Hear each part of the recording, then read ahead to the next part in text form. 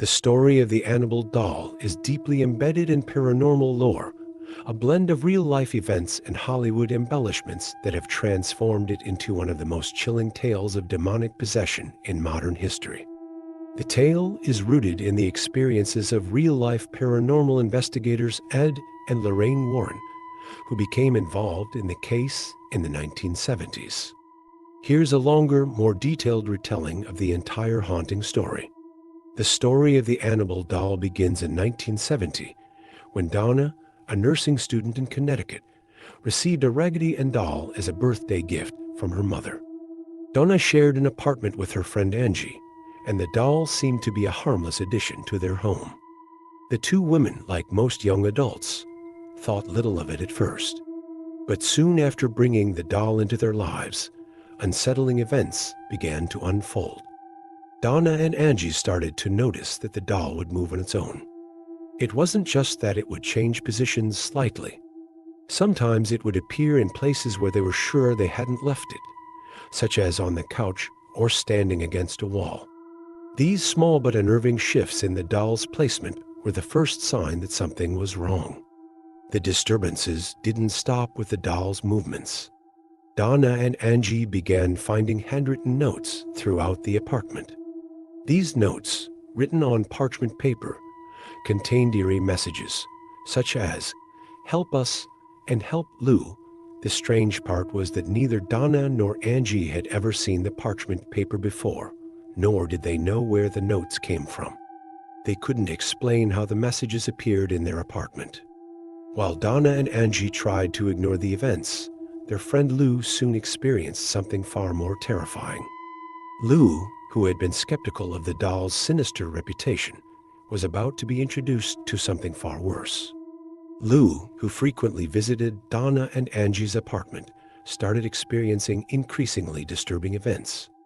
One night, Lou fell asleep in the apartment and had a terrifying dream in which the doll climbed onto his chest and began choking him. He woke up, gasping for air, convinced that something was horribly wrong with the doll. The next time he visited, he claimed to have experienced something even more frightening. As he entered Donna's room, he suddenly felt a sharp, intense pain in his chest, as if something was physically attacking him. When he looked down, he saw what appeared to be deep claw marks across his torso. The marks healed surprisingly quickly within a couple of days, but they were a physical manifestation of the malevolent presence that had attached itself to the doll. Terrified by the escalating events, Donna and Angie contacted a medium to help them understand the situation. During a seance, the medium revealed that the doll was inhabited by the spirit of a young girl named Annabelle Higgins. According to the medium, Annabelle was a young girl who had died tragically in the area, and her spirit had somehow latched onto the doll, feeling comforted by its presence. Annabelle, as the medium explained, wanted to stay with Donna and Angie, believing them to be kindred spirits. At first, Donna and Angie were sympathetic. They thought that allowing the spirit of a young girl to stay with them would be a compassionate act. But things soon grew far more dangerous. As Donna and Angie continued to allow the spirit of Annabelle to stay with them, the activity in the apartment grew darker. What they had originally assumed was a harmless spirit was revealed to be something far more malevolent.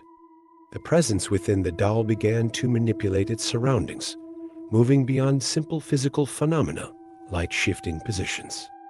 Objects were thrown around the apartment, doors slammed shut on their own, and strange sounds echoed throughout the space. Soon, the Warrens were called in for help. Ed and Lorraine Warren, renowned for their work in paranormal investigations, were quick to realize that the entity wasn't a harmless spirit at all, but something far more sinister, a demon. The demon, the Warrens believed, was using the doll as a vessel, hoping to possess one of the apartment's residents, likely Donna. The Warrens noted that the demon's goal was not just to manifest as a spirit, but to slowly gain the trust of the residents, with the ultimate aim of taking control of their bodies and minds. Ed and Lorraine Warren performed an exorcism in the apartment and immediately removed the doll. They explained that the demon had likely been influencing the apartment's occupants for some time, subtly gaining power over them through the spirit of Annabelle. After the exorcism, the Warrens decided to take the doll with them, believing it was far too dangerous to remain in Donna and Angie's home. They transported Annabelle to their occult museum in Monroe, Connecticut, where she was placed in a glass case with a sign warning. Warning, positively do not open. The case was meant to contain the evil spirit that had attached itself to the doll, but even in captivity, the malevolent presence was said to continue causing havoc. Though safely contained, the curse of Annabelle did not cease. Visitors to the Warrens Occult Museum reported feeling uneasy around the doll, some claiming they could hear knocking sounds coming from the case. Others spoke of the doll's eyes seeming to follow them as they passed. The most chilling incident occurred when a young man visited the museum and mocked Annabelle. Laughing off the warnings, he tapped on the glass and made fun of the doll. He left the museum, only to die in a motorcycle accident shortly after. The Warrens believed the demon behind Annabelle had been provoked by the young man's disrespect, and that the fatal accident was a direct result of angering the entity. Many paranormal enthusiasts also claim to have felt a sudden, inexplicable chill or unease while near the doll, with some even experiencing physical harm, including accidents or fainting. The story of Annabelle soon gained widespread attention, particularly after it was featured in the Conjuring movies and their spin-offs. The doll was reimagined as a porcelain figure with a backstory involving satanic rituals and violent events, vastly more elaborate than the original account.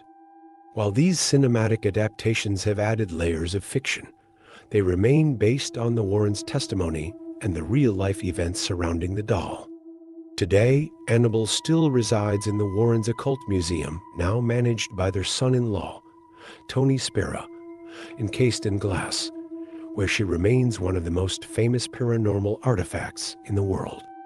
Despite the doll's confinement, its story continues to intrigue and frighten, ensuring that Annabelle's legacy will live on for years to come. Whether you choose to believe in the story of Annabelle or dismiss it as an exaggerated tale, her place in paranormal history is undeniable. The real Annabelle doll, a humble Raggedy Ann, now stands as a symbol of the power of belief, fear, and the strange ways in which spirits and demons can connect with the living.